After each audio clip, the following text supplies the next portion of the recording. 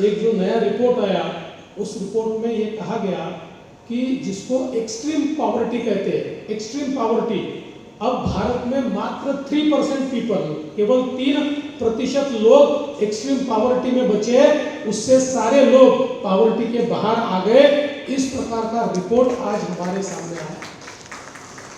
तो एक प्रकार से देश को बदलने का काम ये मोदी जी ने किया, और इसमें सबसे बड़ी मोदी जी की जो उनका गुण है वो ये है कि भारत को दुनिया की 5वीं बड़ी अर्थव्यवस्था बनाने के लिए उन्होंने गरीबी निर्मूलन का सहारा दिया। शायद देश के 50 बड़े उद्योगपति, इनको मदद करके भी देश को आर्थिक दृष्टि से बड़ा बनाया जा सकता था, लेकिन उससे गरीबी कभी दूर नहीं होती। मोदी जी ने सारा पैसा देश का गरीबों के, मध्यम वर्गीयों के, मिडिल क्लास के, उनके डेवलपमेंट के लिए लगाया, और उससे देश की अर्थव्यवस्था बड़ी हुई, उससे लोगों को जॉब्स मिले, उसके कारण देश बड़ा हुआ। और इसीलिए आज एक बहुत ही ऐसे मकाम पर हमारा देश है कि आने वाले दिनों में हमारा मिडिल क्लास बढ़ता जाएगा, और जो हमारी मूलभूत आवश्यकताएं हैं उन आवश्यकताओं को हम खत्म कर पाएंगे। आज हम लोग देख सकते हैं, कल ही मोदी जी ने एक ट्वीट किया, और उस ट्वीट में उन्होंने बताया कि भारत ने 5000 किलोमीटर से 7000 किलोमीटर तक जिसको लॉन्च किया जा सकता है ऐसा मिसाइल तैयार किया। अब इसके मायने क्या है? एक मिसाइल तैयार होता है तो मतलब क्या है? हम में से कोई कह सकता है भाई मिसाइल तैयार हो गया तो हमको क्या उससे फायदा है? अब भारत ऐसे देशों की लीग में पहुंचा है कि भारत को अब कोई हाथ नहीं लगा सकता, भारत की ओर कोई आंख उठाकर नहीं देख सकता। हम यहाँ बैठकर 7000 किलोमीटर दूर भी टारगेट को मार सकते हैं। ये ताकत भारत ने अपने बलबूते पर तैयार की, जो केवल अमेरिका, रशिया और चाइना के पास है। और ये ताकत तैयार होने के बाद चाइना भी अपने तरफ नजर उठाकर नहीं देख सकता। ये ताकत आज भारत ने तैयार की है। आज हम लोग देख सकते हैं कि जो भारत हर चीज इंपोर्ट करता था, गोलियां इंपोर्ट करते थे, गन इंपोर्ट करते थे, तोप इंपोर्ट करते थे, एयरक्राफ्ट इंपोर्ट करते थे, हर चीज हमारे जो डिफेंस की जितने इक्विपमेंट है नेट इंपोर्टर हम लोग थे।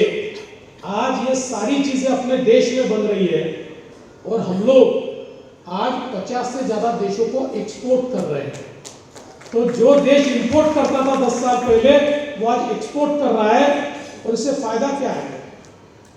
दुनिया में वही देश शांति कायम कर सकता है जो स्वयं मजबूत हो।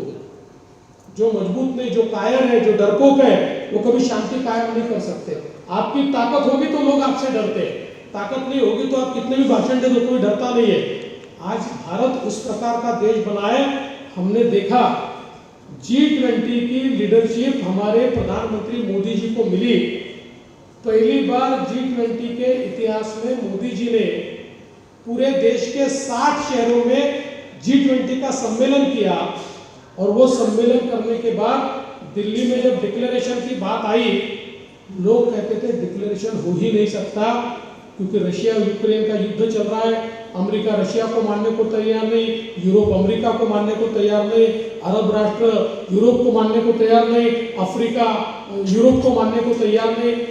लेकिन मोदी जी ने सारे देशों को एक साथ बिठाकर, और G20 के इतिहास में ऐसे टर्बुलेंट समय पर पूरे सबने मिलकर दिल्ली डिक्लेरेशन दिया, और दिल्ली डिक्लेरेशन के कारण एक बात पक्की हो गई कि जो प्रधानमंत्री मोदी हमारे देश के नेता थे, वो केवल हमारे देश के नेता नहीं रहे, वो विश्व के नेता बने।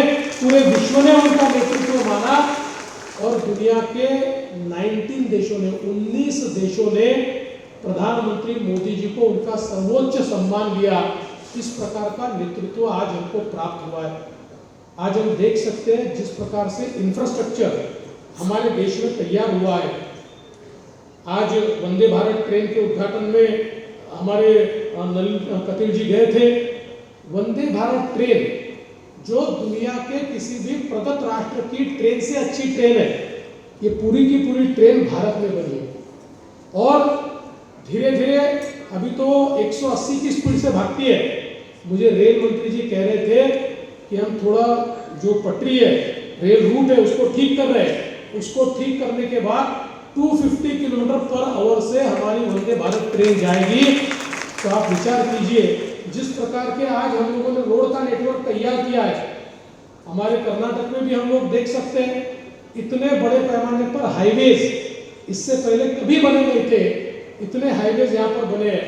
पर मैं आपको एक बहुत मजे की बात बताता हूँ कि मैं लेह लद्दाख गया था और वहाँ पे सेना के साथ, एक मिलिट्री के साथ मेरा प्रोग्राम था और वहाँ के मिलिट्री के जो कमांड के प्रमुख अधिकारी है उनके साथ मैंने जब बातचीत की तो उन्होंने कहा कि we would like to thank Modi government. मैंने कहा किस लिए? उन्होंने कहा कि हमारे यहाँ पर जो रास्ते उन्होंने बनाए और फिर उन्होंने बताया कि पिछली जो यूपीए की सरकार थी मनमोहन सिंह की, उस सरकार में हमने कहा कि चाइना बॉर्डर तक रोड्स लेकर आ रहा है और चाइना अगर बॉर्डर तक रोड बना देगा तो चाइना का आर्म्स एंड अम्यूनिशन 24 घंटे में बॉर्डर पर आएगा और वो हम पर हमला करेगा और हमारे रोड्स नहीं है, हम 8 दिन तक आर्म्स एंड अम्यूनिशन वहाँ पर मूव नहीं कर पाएंगे और हमारे देश की हालत खराब हो जाएगी। तो मनमोहन सिंह जी की सरकार ने कहा हम इसीलिए रोड नहीं बना रहे क्योंकि चाइना खुद की बॉर्डर तक तो आ जाएगा लेकिन अपने बॉर्डर में तो रोड ही नहीं है, तो अपने बॉर्डर में कैसे घुसेगा, इसलिए चाइना अपने बॉर्डर में नहीं आया इसलिए हम रोड नहीं बना रहे। इस प्रकार का मूर्खतापूर्ण जवाब उस समय मिलता था। मोदी जी की सरकार ने ऐसे रोड वहां पर बॉर्डर पर बनाए कि चाइना 24 घंटे में अपनी सेना लेकर आएगा तो भारत 12 घंटे में अपनी सेना लेकर 12 आवर्स में वहां पर पहुंच सकता है। तो इस प्रकार के रोड्स, लेकिन केवल बॉर्डर पर नहीं, हर राज्य में आज हमारे हाईवेज देखिए, आज हमारे एयरपोर्ट्स देखिए। जिस भारत में 74 एयरपोर्ट्स थे उस भारत में अभी 150 एयरपोर्ट्स, यानी 10 साल में दुगने 2 टाइम्स एयरपोर्ट्स ये भारत में मोदी जी ने बनाए। और इसके साथ साथ आज हम लोग देख सकते हैं कि 15 करोड़ लोग ये फ्लाइट से आज घूमते हैं। और एक एयरपोर्ट जब बनता है, आज आप किसी भी बिजनेस को पूछिए कि आप बिजनेस कहाँ लगाएंगे, वो कहता है जहाँ पास में एयरपोर्ट है वहाँ मैं फैक्ट्री लगाऊंगा, जहाँ पास में एयरपोर्ट है वहाँ मैं बिजनेस करूंगा। एयरपोर्ट ये केवल लग्जरी नहीं है, अब देश में एयरपोर्ट ये इस प्रकार का कम्युनिकेशन का साधन है कि जहाँ एयरपोर्ट होता है वहाँ बिजनेस जाता है, वहाँ फैक्ट्री जाती है, वहाँ इंडस्ट्री जाती है और वहाँ पर जॉब्स तैयार होते हैं। ये मोदी जी ने निश्चित रूप से करके दिखाया है। आज आपको आश्चर्य होगा, हमारे देश में मेडिकल कॉलेजेस की संख्या तो दुगनी हुई है। मुझे बताया जा रहा था कि ये ऐसा डिस्ट्रिक्ट है जहाँ 7 मेडिकल कॉलेजेस है।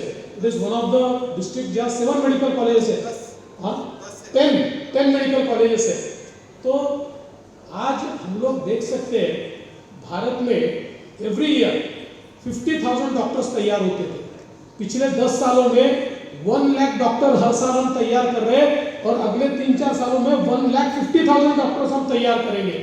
आज जो हमको दिखता है कि डॉक्टर्स की कमी है, ये पूरी तरीके से दूर होगी और सुपर स्पेशलिटी डॉक्टर्स भी, पोस्ट ग्रेजुएट डॉक्टर्स भी हम लोग तैयार करें। इतना ही नहीं, भारत में यूनिवर्सिटीज की संख्या ये मोदी जी ने 2.5 टाइम्स बढ़ाई है। 2.5 टाइम्स यूनिवर्सिटी की संख्या बढ़ी है, जिसके कारण हमारे विद्यार्थियों को शिक्षा के लिए भी एक बहुत बड़ी व्यवस्था यहाँ पर उपलब्ध हुई है। और ये सब करते हुए न्यू एजुकेशन पॉलिसी के तहत सबसे बड़ी बात मोदी जी ने कोई की होगी तो हमारी भाषा में हम पढ़ सकते हैं।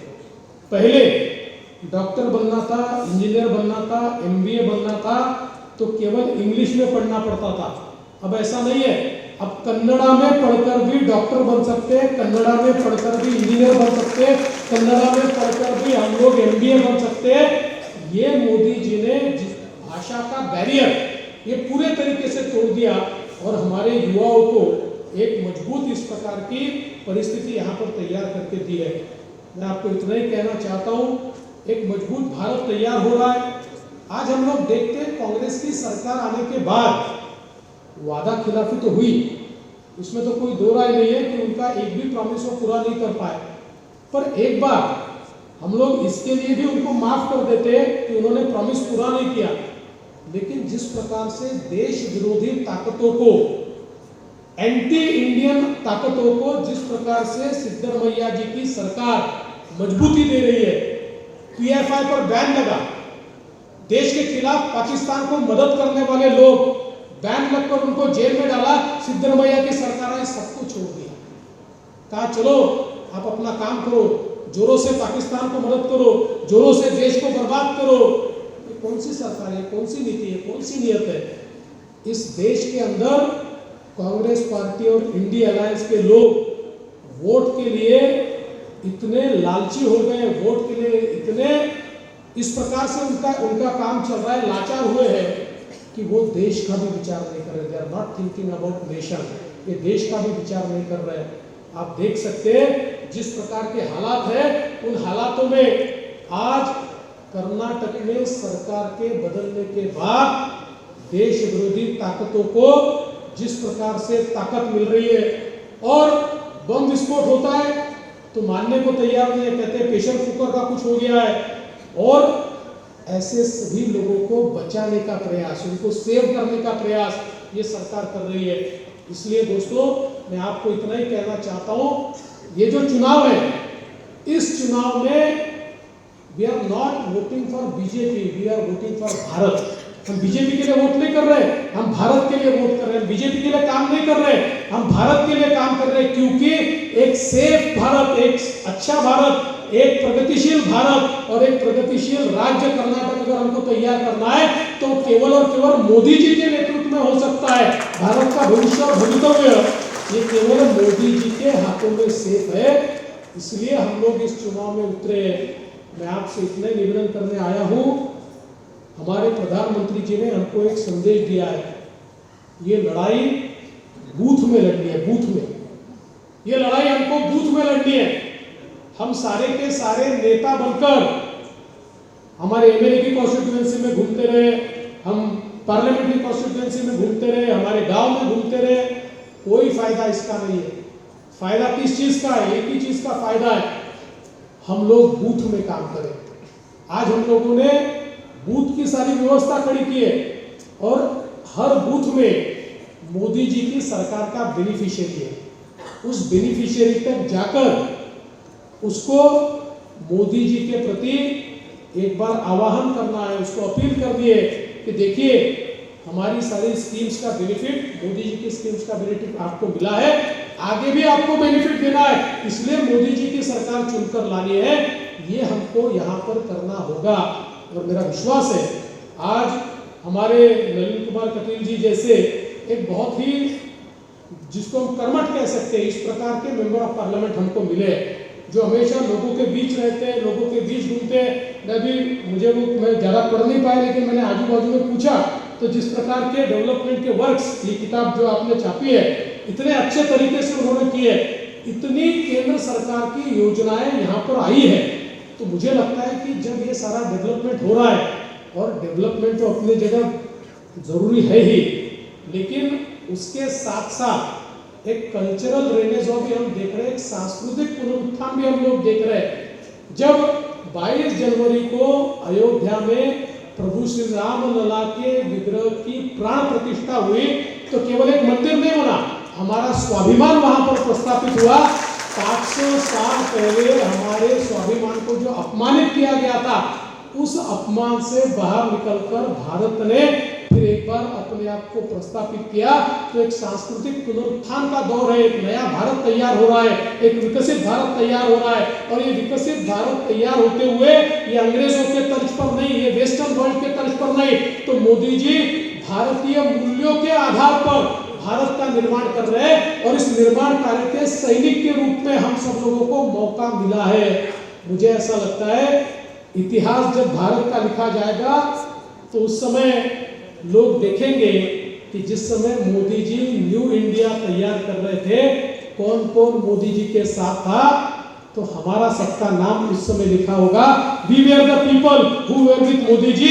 यहाँ बैठे हुए सारे लोगों का नाम लिखा जाएगा, ये लोग हैं जो मोदी जी के साथ में थे। इसलिए अगला 1 महीना, just 1 month, not more than that, 1 महीना हम अपने सारे काम छोड़कर अपने बूथ में काम करेंगे। मोदी जी का संदेश बूथ में ले जाएंगे, मोदी जी का संदेश एक एक व्यक्ति तक पहुंचाएंगे।